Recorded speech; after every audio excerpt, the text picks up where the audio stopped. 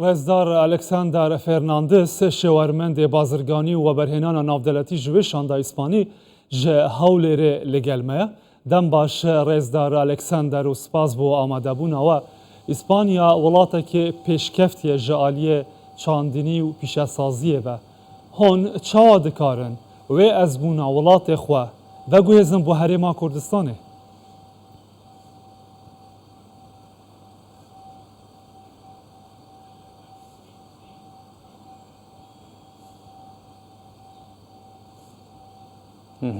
First of all, thank you very much. سرەتا زۆر سپاسان دەکەم سپاس بۆ ئەوەی کە بانگێشتان کردم ئەمڕۆ پلانی ئێمە زۆر سادەیە حکوومەتی ئێمە زۆر ڕای لە پەیوەندیەکانیەتی لەگەڵ حکوومەتی هەرێمی کوردستان هەروەها لەگەڵ عێراق ئێمە لەگەڵ هەرێمی کوردستان سەرەتا دەستمان پێکرد چونکە شوێنێکی ناوازەیە بۆ ئەوەی سەرەتا لێرەوە دەست پێ بکەیت چونکە ئەمنیەت هەیە ئاسایش هەیە و بەرهێنانێکی زۆر باش هەیە ئێمە هاوکاریمان دەکرێت لەلایەن حکوومەتە و لەلایەن وەزارەتی کشت و کاڵەوە ئێمە زۆر قورس دەستمان پێ کردووە ئێمە دەمانەوێت کارێکی زۆر باش بکەین و هەروەها لێرەدا چەندین کۆمپانیامان هەیە لە هەرێمی کوردستان و یارمەتی حکوومەتەکە با بڵێن کۆمپانیەکانی ناوخۆ دەدەین ئەمە نمونەیەکە کە ئێمە هاوکاریمان کردووە لەو بارەدا و هەروەها وەزیری کشت و کاڵیش سەردانی ئیسپانیایی کرد ئێمە ئێستا تەنیا لەگەڵ کەرتی کشت و کاڵ کار ناکەین بەڵام لە چەندین کەرتی دیکەشدا کار دەکەین دەمانەوێت ئەم پەیوەندیە و ئاڵی گۆڕە بازرگانی لە نێوانمان هەیە زیاتر بکەین پەرەی پێ بدەین بەرەو پێشەوە بچێت هەروەها سپاس بۆ خوش ئێمە حکوومەتی هەرێمی کوردستانیش یارمەتیمان دەدات. بەێ ڕێزدار ئەلکساندەر کارێن زۆر باش بکەین وەکەوە ئاماژە پێکرد و لە هەرێما کوردستانی بکەن کیژان کاران دێ بکەن بە دیاریکردی پشتی جوینên weyên îro hebûn lê hewlêrê hûn gehiştine wê rêkeftinekê ku dê çi barekî da kar bikin li Herêma Kurdistanê bi diyar kirî?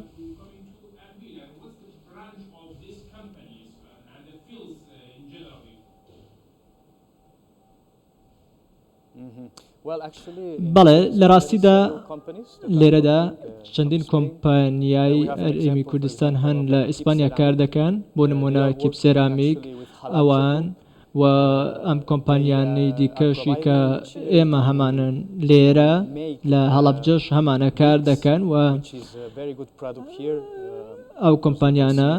بەرهەمێکی زۆر باشیان هەیە دەبینێن کە هەندێک کۆمپانیا لە بواری خشتدا کار دەکەن دەبینین بەرهەمێکی زۆر باشیان هەبووە و ئەنجامەکەشی دەبینین کە چۆن ئەو باڵەخانانەی لە هەولێر دروستکراون لە هەرێمی کوردستان دروستکراون هەروەها چەندین کۆمپانیاشمە لە بواری سێرامیکدا هەیە لێرەدا هەندێک لەو کۆمپانیانەش لە هەرێمی کوردستان بوونیان هەیە و هەروەها چەندین کۆمپانیا دیکەشمان هەیە لە کەرتی ئاودا کار دەکەن ئەمەش بەرهەمێکی زۆر باشیان هەبووە ئێمە دەمانەوێت هەماهەنگیەکی زۆر باشمان لەگەڵ حکوومەتی هەرێمی کوردستان هەبێت ئێمە دەمانەوێت کۆمپانیەکانمان هاوکار بن بۆ ئەوەی ڕوبەڕووی گۆڕانەکانی کەشوهەوا بینەوە لەگەڵ هەرێمی کوردستان ئێمە پەیوەندی و ئاڵوگۆڕێکی بازرگانی زۆر باشمان هەیە بەڵام دەمانەوێت کاری زیاتر بکەین پەیوەندەکانمان باشتر بکەین و ئەم کۆمپانیانەش دەکرێت لە نێوان خۆیان هاوکار بن. بەێ ژمارەیەکە دیارکری li berdestê we heye bizanîn çend kompanyayên îspanî li Herêma Kurdistanê new di vê qonağê de çend kompanyayên dî amade ne bên we berhênanê bikin.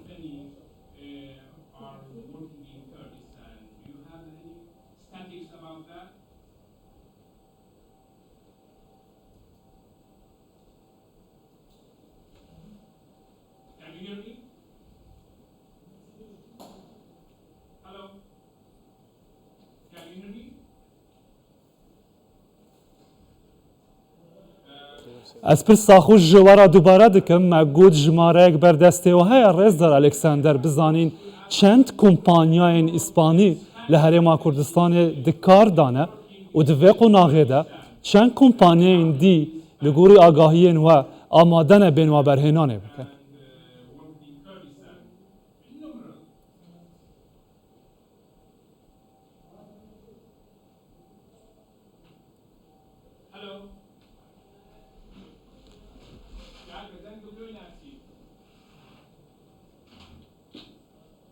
دیاره دنگ من به باشی ناگه رزدار الکساندر فرناندز که راوشکار بازرگانی و برهنان ناو